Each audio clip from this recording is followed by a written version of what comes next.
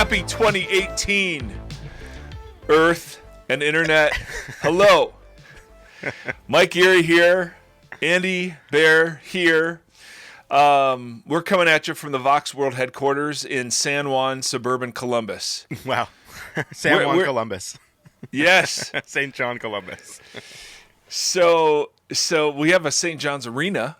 So see? Well, San Juan, we have San Juan Arena. I don't know how you say arena. But it's 2018, Andy. We're back. Took a break over the holidays that I clearly announced to everybody. Andy was like, hey, are we going to do anything? And the big news, Andy, the big news in Columbus, besides the fact that my Buckeyes beat Michigan again, thumped USC in the Cotton Bowl, and then upset the number one basketball team in the country, Michigan State, of which I married a Michigan State fan, so that was glorious. She's in the other room.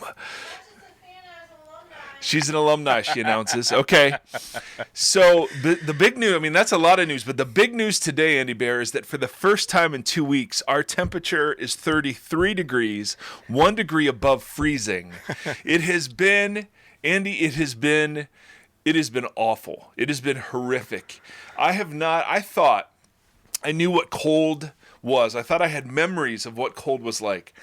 But I mean, we're talking temps in the single digits, wind chills in the negatives. Andy Bear, why did you let me go? Why? I blame you.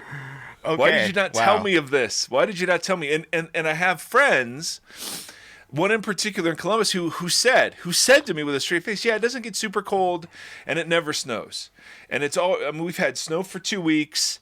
And it's been super cold, and I'm fed up, Andy. The lies. I'm fed up with the lies. You lied to yourself, and others lied to you. Yes. So that's the big news. That's the big news in Columbus. How are you? How was your holiday? Yeah, it was okay. It was all right. All right. Yeah, had some bumps, but we're it was like 75 degrees here, I think, around Christmas time, and that's weird. I think we're facing our cold front right now, which is like, I think it's maybe like 55 outside.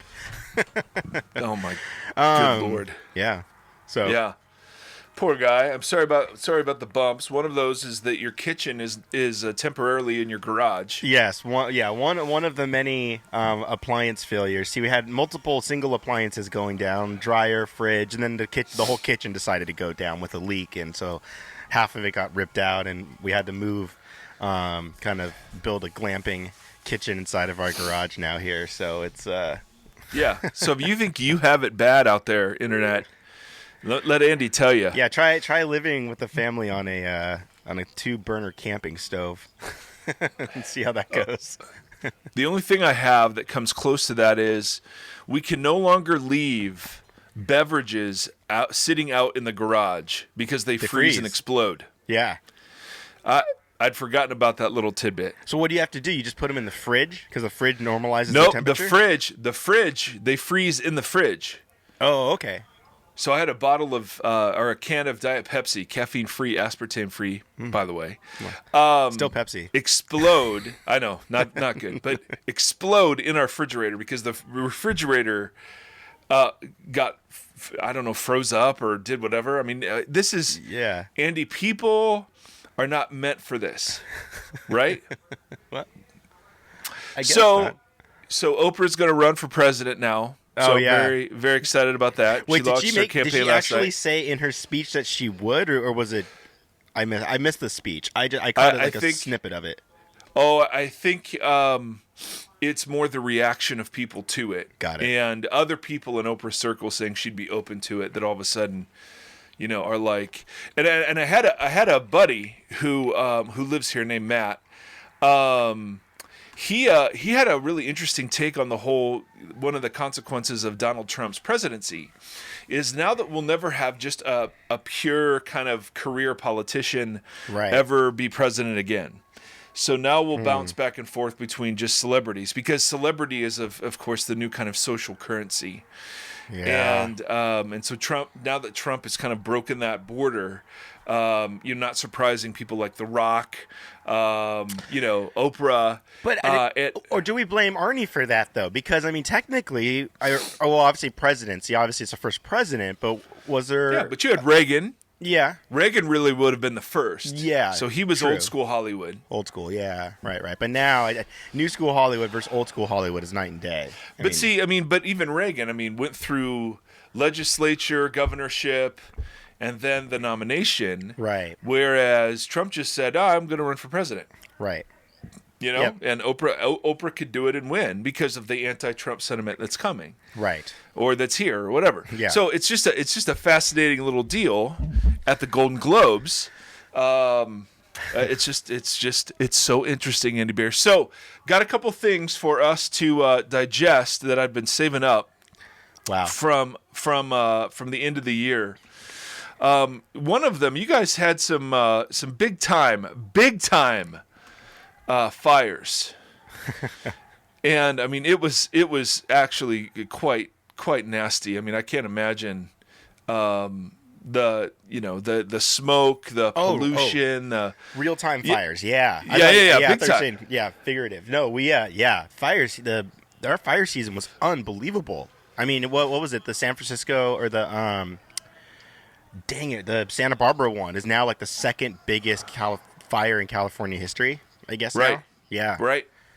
Yeah, that's bad. So somebody on my Facebook feed posted a picture, the picture of the 405 as it was going into the hills, and it was just all on fire. I mean, it totally looked right around the Getty. Yep, I reposted that one. So that picture was posted with this interaction. So this person says, I was speaking with our pastor today and mentioned that I've been praying about the fires in California. To which the pastor said, perhaps God is giving California liberals a glimpse of what their eternity will look like. And I thought, man, these people. If you want a snapshot of what it looks like to make Jesus beautiful, that's it. That is it. Make sure you divide the world into good guys and bad guys, and the bad guys are liberals. They're not atheists, they're not murderers, they're not child molesters, although they're included, I'm sure. Yeah, well, because they're probably all liberals. Exactly. Yeah, make sure your politics. I mean, one of the great quotes. I don't remember who it was. It was like Anne Lamont or somebody like that, who was saying the surest sign that you've created a God in your own image is when your God hates everyone you do. Ooh, and that's good. And it was one of those. Like I read that and I was seriously like, I just I'm sure this pastor's wonderful and loves Jesus, but what a horrific thing to say. Because think about it multiple levels. First, okay, so that means then that natural disasters are from God, right? Mm-hmm. And then, well, what happens when God strikes a very conservative state? So when Houston was flooded, right, with that huge hurricane, mm-hmm. right? Don't you have to make then the same judgment? Yeah. That God is giving those conservatives a taste of Noah and the Ark or something. I mean, what? Right. It's absolutely ridiculous. And strange how liberal Christians basically made the same claim. I didn't come across that anywhere. No, it's just I just couldn't believe it. And I had to just remark on it for a second because it's so, to me, it's a snapshot of the kind of mindset that is holding much of evangelicalism hostage. That mm-hmm. siege mentality, yep. that bifurcation of the world into only liberals and only conservatives, no cognitive complexity like Tim talked about, mm-hmm. About what the other views that people have or whatever. I mean, it's just the absolute wedding of conservative politics and evangelical Christianity, and I'm so fed up with it, I can hardly stand it. And again, I mean, I'm guilty of my own stuff. I don't stand from a position of like flawlessness in terms of idols. I got plenty. Mm-hmm. It just seems like there's this massive blind spot and I'm sure there are others, but that really gets in the way of people seeing Jesus for the beautiful person that he is. You know what I mean? Yeah, If absolutely. if our religion leads us to believe that or leads other people to think that somehow you've got to be a conservative in order to follow Jesus, I mean, we've kind of missed the boat a little bit. I think we're in trouble. Another thing came up, Andy, that I know you're going to love. And so the headline, and sometimes this, I'm just sorry. But these are real things that people write. And anyway, this got a lot of attention. It was I think the title of it was "Husbands Correct Your Wives." Oh, so was this on the Gospel Coalition? Of course. Yeah. Of course. I didn't read the article. I saw Stephanie Drury repost it, and I didn't read it because I was just like, I'm just gonna get pissed if I read this. So oh no, it was awesome. It was awesome. So I just figured, just to kind of warm us up for the new year, Andy. Oh, good. In the hope that my wife hears every word of this podcast. Yeah, here's your top 10 marriage hacks for 2018. That's right. So the first one, hack number 1, is don't be afraid to correct your wife. Okay? So I want to go through this article and I mean, I'm sorry. I know there are better things we can do with our time, but theology has consequences. You know what I mean? And one of the consequences of seeing the world as if gender differences are hardwired into the universe in such a way that so marriages can only look a certain way, jobs can only look a certain way. I mean, I think we've really missed it. So this is kind of our playful attempt at interacting with. This isn't like an academic article or anything, but this was actually put out on the interwebs, where the Vox roving eye is always watching. So here it begins. It begins with a one of those like arresting anecdotes. It was one of those unexpected, honest, and painful moments. During casual conversation with an older friend, we started talking about my marriage. I asked for his thoughts. Paragraph break. Single paragraph with one sentence. Well, you don't challenge your wife enough. I was completely caught off guard by his honesty, but he was right, and I knew it. Something had to change. It's crystal clear. God calls husbands to be instruments of his sanctifying work in their lives. Now, he's going to use the word sanctification a lot. For those of you not familiar with that, big religious word, there is in Christian theology a distinction between what happens when Jesus rescues us and then what happens when Jesus starts transforming us into his image. And so when he rescues us, that's called salvation or redemption or justification. It's got a whole bunch of names. But the process where he starts refining us and shaping us into his likeness is called sanctification. So this gentleman is saying God calls husbands to be instruments of his sanctifying work in the lives of our wives. So God is the ultimate sanctifier, but husbands have a part to play in this. And he quotes from Ephesians, a passage we've looked at before. Husbands, love your wives as Christ loved the church and gave himself up for her, that he, Jesus, might sanctify her, the church, having cleansed her by the washing of water with the word. Okay, so that's a whole bunch of stuff. But the analogy is, well, Jesus did it to his church. Husbands, you should do this to your wives. So he even says this, just as Jesus set his church apart from sin through his sacrificial loving death on the cross, husbands are to do everything in their power to promote their wives' holiness. This can take many forms. We can pray for our wives, read the Bible with our wives, make space for them to pursue meaningful relationships with other women. I'm glad the wife has no initiative in all of this. I mean, in the way he's framing the conversation thus far, it's encourage them to pursue meaningful relationships. Read the Bible with them. It's like they're children. Right. They're constantly running the other way. So this is how you got to get them back. At times, Andy, this will include correction. We all still fight with sin. We all need to be progressively sanctified. Even the most Christ-like wives will sometimes need an honest, loving word to get back on course. Did you hear that, Justy?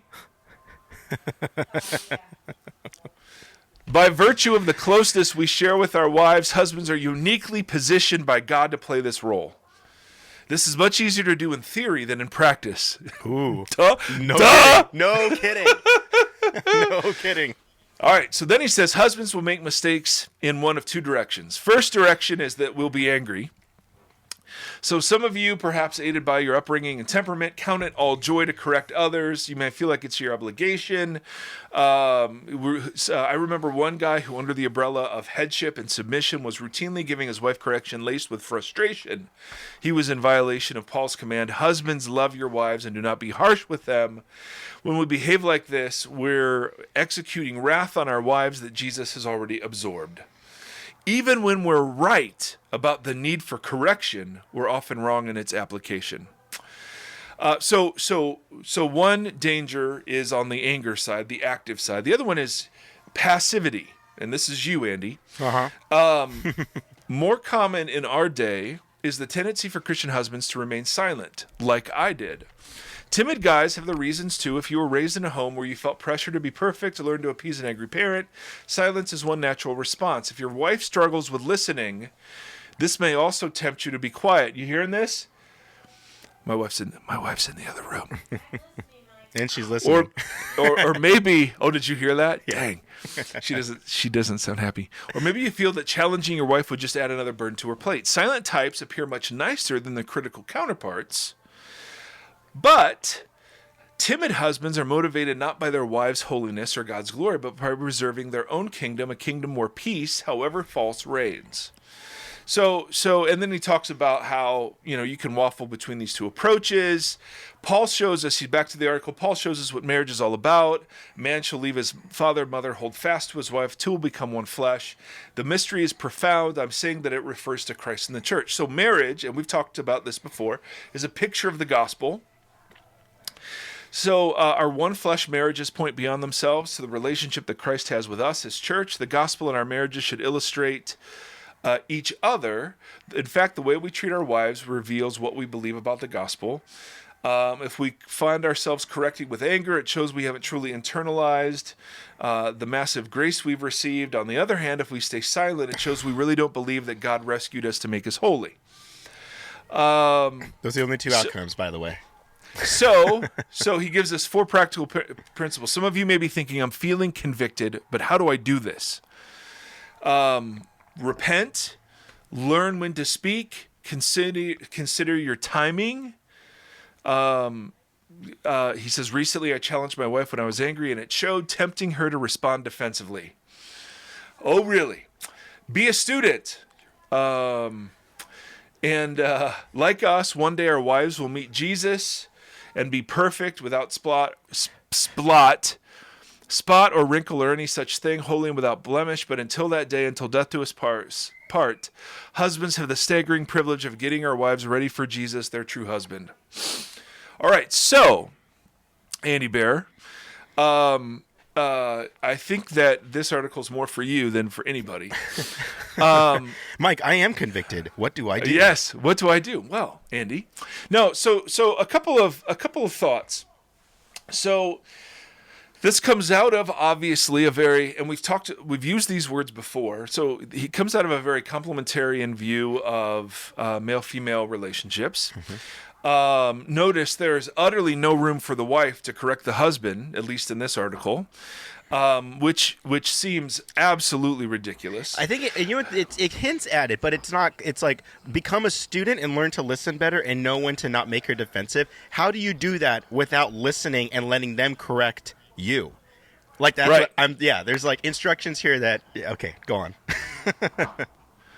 Yeah, I mean, he says, in general, we should speak up when we notice sinful patterns or isolated examples of serious sin. God certainly doesn't correct us at every turn, so we shouldn't nitpick our wives either.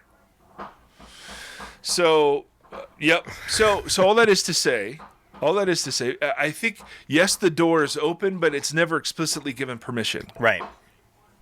Right. for wives to correct us, for wives to be instruments of sanctification. In fact, marriage, I mean, and here's this a big drop. I mean, marriage itself is something that sanctifies husband and wife, right? In the process of learning to live together, serve one another. And that is the bigger part of Paul's point. The biggest problem I have with this, other than the sheer asinine idea that this is only one way. Yeah. I mean, God, my goodness, God's desire for male-female relationships is expressed in Genesis 1 and 2, and it's not the man exercising authority and correcting the woman.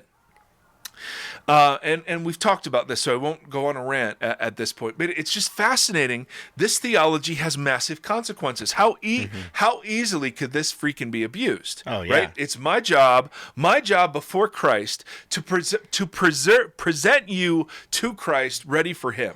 Mm-hmm. Well, okay. I mean, and the problem with this is there's some truth in here. I mean, the Bible does talk about husbands sanctifying your wives. The Bible does talk about love your wives in a way, knowing that you'll stand before Jesus, being held accountable for how you did that. But I don't see all this spiritual leader stuff. You've got to treat her as a child. You've got to, I mean, I just don't see that. But the bigger issue, Andy Bear, the bigger issue is the absolute either ignoring or ignorance of what Roman culture was like in those days. Yeah. Yep. Absolutely. Right? Because, I mean, oh my goodness. I mean, the minor point that God is the one that sanctifies and uses all kinds of people to do that. Yes. But the issue in Roman relationships is one of power. The man had all the power in the relationship. We've talked about this. The man was the head of the household in a way that could be invoked to life and death sentences. In a way that even grown male children had to respond in submission to the oldest male, the oldest father of the family. I mean, you can't overstate like how ingrained this was. Women were considered inferior. Men had more legal rights and protections than women. They were considered physically and intellectually superior. So what the analogy Paul is making isn't, because nowhere in this passage does Paul turn loving self-sacrifice into correcting your wives. Yeah, I don't see it. Instead, how you would have read this is that Christ gave up power. Yeah. He humbled himself. This is the Philippians 2 thing, where Paul most clearly articulated, but I think it's embedded all throughout Ephesians 5, where what Christ did was sacrifice himself and gave himself up. And it was that sacrificial self-sacrificial love that was the determining characteristic of how husbands were to treat wives. And in that culture, that was absolutely staggering. Hey, Seth, do you want to say hi? Yes. Oh, yeah. Yes. Oh, Seth, it's our first snow day today, by the way. Yeah. So Seth is home today. Yeah. Hi, Seth. Hi. Can you say hi, everybody? Hey, buddy. Say hi, Internet. Hi, Internet. Say happy Happy 2018. 18. Happy New Year. Happy New Year. Should we sing We Wish You a Merry Christmas? No. No? You want to sing Jingle Bells? No. How about Happy Birthday? No. How about You Love Your Daddy? No? No. Okay. Can Daddy keep going? Yes. Okay, Daddy loves you. Yeah. Okay. Come on, buddy. All right, buddy. Oh, are you going to... Okay. Thanks, Mama. Are we watching Newsies? Wreck-It Ralph. Oh, Wreck-It Ralph. Sorry. Wow. Oh, man. Okay. You know, and in that, and we've talked about this before a little bit, and so I want to be careful with what I say here because I think there's some nuance to it. But if we're looking at Jesus and his self-sacrificial nature towards the church and towards, if we want to transpose that to male and female relationships in marriage, there's this idea of Jesus taking on the sin of the world as far as taking responsibility for it before God as a way to like mediate and to save. And whereas even if you drew a straight line to that idea to say that maybe like a woman's mistakes and the sins of her lives, we take them on as husbands as kind of before God, even then, if that was true, I don't think then what you're doing is then correcting your wife all the time, because you're saying like, well, I'm taking all responsibility for all the mistakes that you're making, so I'm now left with this responsibility to correct you about it. Like, Jesus didn't even do that. It was rather he took on the sacrifice and then still humbly and gracefully, presented a perfect way to then say, now go as I have gone, and follow into this, in which you'll find that freedom. And I have no doubt that Jesus obviously corrects us. Paul corrects us. The scriptures correct us. God corrects us. So yes, of course, husbands, correct your wives. But good Lord, wives, correct your husbands too. I mean, what in the world? Yeah. I mean, this just blows. See, this is I think, my personal opinion is this is a great example of reading a theology into a text. Where the power differential between husbands and wives, there would have been nobody in the first century would have looked at wives submit to your husbands and had a problem with that. Mm-hmm. Of course, wives submit to your husbands. That's what they're there for. Absolutely. That we miss when we do just shoddy stuff like this, we miss the absolutely staggering nature of the invitation of Paul to treat their wives as equals. That's the point. Paul even says it later in the passage. Treat your wife as you would treat your own body, right? You would nourish it and feed it and care for it. Under Roman law, husbands only had to provide the opportunity for children and shelter for their wives. They did not have to provide date nights, marriage retreats, love languages. I mean, nothing like that. So when Paul spends almost double the amount of time addressing husbands, and the biggest command he gives them is to love your wives, right? Of course, love includes correction. No question about it. But to elevate that one point out of the whole text, and then to make it exclusively, and maybe he doesn't think this, but at least it comes across this way in the article, to make it exclusively the domain of men, and then to add the spiritual component that, well, you do this to prepare her for Jesus. Yeah. Now, let's talk about how Jesus was correcting people then. If you're going to say, no, this is part of how we get people ready for Jesus, right? I mean, this is the same Jesus that said, before you correct anybody, you look at your sin as a freaking plank in your own eye, and hers is a speck of dust, right?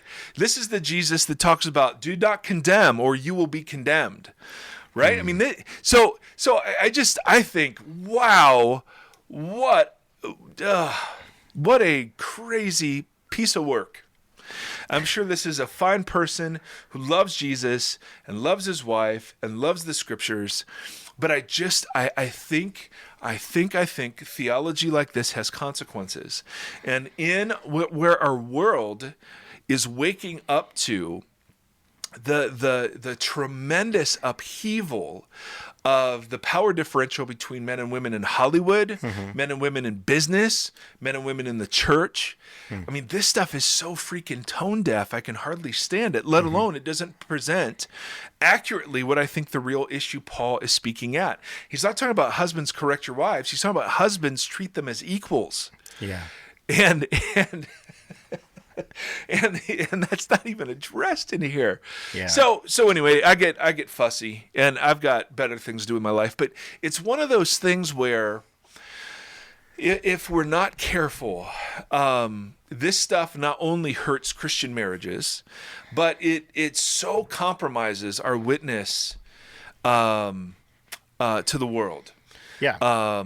Because I mean, we don't live in the same culture that Paul wrote Ephesians 2, right? I mean, we don't live in the same. We live in a way more egalitarian culture, and divorce laws reflect that. Inheritance laws reflect that. Men do not have more legal rights than women, at least that I'm aware of. And so to come in on that conversation and insist that men uniquely have an obligation to sanctify their wives as if they needed the help, I don't know. I just think misses it in a bunch of different ways. It's to me, it's tricky to not feel like, America specifically hasn't come outrageously that much farther, though. Yes, you're right. In certain levels of government, women are significantly more expressed as equals among us as citizenship. But when you look at how outrageous rape culture is, you look at how outrageous, like, I mean, come on, if we're looking at the back end, Yeah. or, we're in the midst of everything happening around Me Too, and it's not because we've been living in a culture that's basically praised women as equal, right? So Right. it's like, in so many ways, I still feel the toxicity of that kind of that kind of doctrine, even for now, because it's like, you take however deep that stems. I mean, come on, what we're looking at here is potentially stuff that's happened for 50 or 40 years that's now just hitting the surface. I mean, Bill Cosby, 54 allegations of rape. Right. I mean, this isn't like, that's not peanuts. Even if, I was watching the Dave Chappelle special and he was dropping stats on it. It was, for one, it's crazy. Maybe don't watch it. But he's like, listen, even if it was 30 less women, it's still 24. Right. It's like, Right. it's kind of like, oh my gosh. Like, Now, I want to be careful, but I want to be careful. Oh, I'm sorry to interrupt you. Keep going. You still had more. yeah, I mean, all I'm saying is that it's just that, my point is this, is there were seeds of heavy patriarchy coming out of the mid-century from the 50s and the 60s, and I feel like we're just starting to see some of the very submergent effects of that are playing out in our social culture. Yep. So my fear is that, based on how influential this kind of doctrine can be for certain type of men in our own day, how deep that might stem into other systems to come, and so or that we're currently still in. So it's just that's what to me is a little bit scary.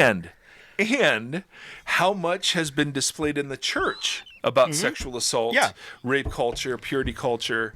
I mean, you're just like, are you kidding me? Right. Well, just yesterday I read about High Point Church, and this, that youth pastor, Memphis. In Memphis, assaulted that 17-year-old girl, and it has been buried for 15 years, and now because 20 of years. Me Too, it's coming out. Yeah. So. Right, but we have to be really careful, because what we're not saying is, hey, the culture is egalitarian, so we should be egalitarian too. All right. We're not saying that. I'm saying several things. First, I think the scripture teaches that men and women should be equals in every way. Of course, there are differences between men and women, but those differences do not reflect predetermined roles in marriage, business, culture, and world. Right. Yes. So I read that. I'm coming to that text, but I think this text shows that rather than showing the correcting part. Right. Secondly, I think the article's poorly written, the theology's poorly done, just because it reads a theology into a text, and I agree that I'm capable of that like anybody else. But I don't think that's the point of the text. Right. I think the point of the text is making the exact opposite point that this person would want it to make. But I also think Paul gave instructions to men and women, to husbands and wives and slaves and masters, not as universal proclamations of roles, but for missionary purposes. And we've talked a ton about this, right? Yeah. Head coverings, be silent. I mean, these are missionary impulses to help the gospel win a hearing in culture. And so to not reflect in your thinking the difference between the culture and the missionary impulse into that patriarchal culture versus the missionary impulse into this egalitarian culture, I think is the point we're trying to make. That if you're trying to give the gospel a hearing in a culture where there is a massive upheaval, because men have abused their position in so many ways, and that to come out and give a theology that could be used to help justify some of that thinking, I just think is really irresponsible. Hey, do me a favor. Say that. Say what you just said again. Say it a little bit in more kind of more basic terms, because I think I love what you're saying, because that is the point of what we're saying. For other people out there who might be kind of hearing this, that I think that might have gone over their head, but because I think what you're saying is absolutely key. But maybe which part? Just the idea that when Paul is speaking to those cultures, these are missionary elements, not setting a universal standard for therefore here and for eternity. Correct. So Yes. explain what that might look like maybe differently, in our culture Oh, now, yeah. or we did a podcast where we used the example of let's say you are a Jesus follower, and you are not wanting to, be an imperial activist, in a Muslim culture, but to show Muslim women their dignity and worth, to show Muslim women a different way to be masculine, to introduce the idea that Jesus is beautiful. Let's say you go with that kind of heart to a Muslim country, a very conservative Muslim country. If Paul were writing to Christians in that context, he would tell them to wear the garb that is acceptable and considered appropriate in that culture. Right? So Paul's instructions about wearing head coverings, about women being silent in churches, are not universal statements about men and women forever. And this is where I really disagree with the hermeneutic of some of my complementarian friends. I think they are missionary. They're what sits behind them is the missionary impulse. So as the gospel of Jesus, the message of Jesus will offend the status quo, yes, but you want it to offend the core parts of the status quo, not the superficial parts of the status quo. In other words, is the battle, do I want to fight the battle in a Muslim country as a woman? Do I want to fight the head covering battle? Or am I willing to wear a head covering even though I know I'm free? I don't have to. My relationship with Jesus declares that I'm free and I don't need head coverings to be acceptable to God, but I constrain that freedom for the sake of giving the gospel a hearing in a Muslim culture, right? This is what Paul says when he says, to everyone I become like everyone, right? To a Jew I become like a Jew. To a Gentile I become like a Gentile, right? To those under the law I become like one under the law, although I am not myself under the law anymore. I mean, so this is what, and I think this is the part that is missed in most of these conversations, that what Paul is first and foremost a missionary, and missionaries approach these things way differently than people running institutions. Right. So what Paul's doing is he's saying, listen, there are things, if it promotes making Jesus beautiful to not drink in a situation, I will not drink. I don't drink because I'm not allowed to, but I do it for the sake of promoting the beauty of Jesus. If it promotes Jesus to drink, then I have a beer. Right. I have a drink. I mean, we were over the holidays with a wonderful family that we've met through our school. He runs an Irish pub. And the common ground was his introducing me to all sorts of Irish, like whiskey and scotch, stuff I've never heard of, never tasted. I'm a Coors Light guy, which he didn't mock too bad. But to build a relationship with him, I'm trying some stuff that just tastes horrific. I mean, it was awful. It was absolutely awful. It's not only do you not really drink very complex beers, you also don't drink hard alcohol. So never. Even grow your palate towards multiple types of Irish whiskey is. No, it was. I kept telling him, don't waste this good stuff. I'm not. But now again, the beauty of Jesus doesn't hinge on that. But they knew I was a pastor. And I've had to fight that stereotype. You were there when one of my neighbors came over and said, "Oh my goodness, we brought you some beer to say hello, but I heard you were a pastor. I'm so sorry." Right? I mean, come on. So there's the sense in which I feel like in those settings, and I told Nate this because Nate and I had a great conversation about it, because the dad cussed a lot in front of his kids, and his kids were really little. Nate was actually offended by this. He's like, why would he use those words in front of his kids? And so we had this great missionary kind of talk. I'm like, listen, in that context, it's not my job to parent his kids, and it's not my job to take offense. My job is to get to know him as a person without an agenda, to extend hospitality, to receive hospitality, to ask him about his life, and then to participate as far as I can go into what his interests are. So his interest was drinking. Yeah. So we talk about whiskey. My point is, and maybe this is a horrific example, and I'm using the word horrific a lot, but that's the word that comes to mind when I look at my weather app, okay? And that's why it's so fresh. Dang it! It's like, but that's the whole thing. The analogy isn't that far off, because that's why I need to hear. Well, that I think we all need to hear is helping to realize that I think the farther down the line you become institutionalized, you end up on the side of stances versus on the sides of where Paul really is at on this stuff. Yeah, like keeping that missional context and the idea of like, I mean, it's the fact alone that exactly what you just said with that verse of like, to Jews I become a Jew, to one under the law I become under the law, although I'm not under the law. I mean, it's all of it because like I need it. Like look at Jesus, and that was Jesus. That's why. I mean, now not in some ways, but in the same way that Jesus was accused of being with sinners, and that was basically a cardinal, social and political sin among the Jews. Jesus saw the necessary of stooping down with them for the sake of this is so that they can see the gospel. Andy. You can't do it from an ivory tower and from an institution.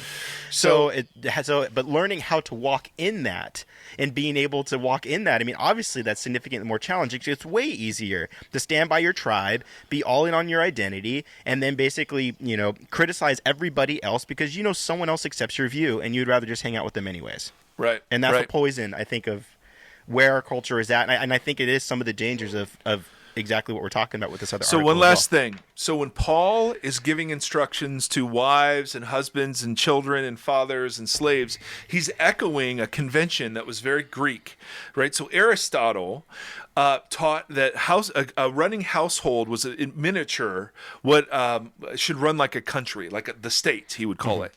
In miniature. And so the household had to be properly governed. And if every household was properly governed, then the state would be properly governed as well. So there was a lot of emphasis in Greek and Roman thinking about household codes. So Paul is echoing household codes, and I believe one of the things he's doing is he's instructing these Christians who now have an intoxicatingly new amount of freedom. Right. They've been liberated, particularly women, from the household codes. But he's instructing them to still keep them so that the gospel may gain a hearing in a world that thought those were the most important things. And we've talked about this before, while he's doing that, he's planting the seeds for the eventual overthrow of those systems. Right. So in calling husbands in Ephesians 5, read the whole passage. The point that Paul is making in that Ephesians 5 passage is not husbands correct your wives. The point he is making is husbands give up your power for the sake of your wife, and in so doing you imitate Christ and his sacrifice for the church. In fact, treat her as an equal in a culture that says she's inferior. Right. So that's the seed of revolution, while at the same time saying, hey, wives, submit to your husbands as unto the Lord. Respect your husbands, right? I mean, that's... So we got to go. Yeah. Maybe... I didn't realize how fired up I was, but I like this. I like this for 2018. I like it so far. You skipped 3 weeks of podcasting, and this is what I had pent-up energy. Yeah. I had pent-up energy. Yeah. I did. A teenage boy. Wow. Speaking of that, Nate has a girlfriend, but that's a different story. Hey-yo. Okay. All right. May the Lord bless you and keep you. May the Lord shine his face upon you and be gracious to you. May the Lord lift up his countenance to you and give you peace. Okay, we'll cover this later. Sorry to interrupt our blessing, but I just thought of something we'll cover later. Love you, Andy. Love you, Internet. Love you, Earth. That's all I got. Yep. Until next time, brothers and sisters. Hey, thanks for listening to the Vox Podcast. Learn more about us at voxpodcast.com. Follow us on Twitter at the Vox Podcast, and now support us on Patreon at patreon.com/voxpodcast.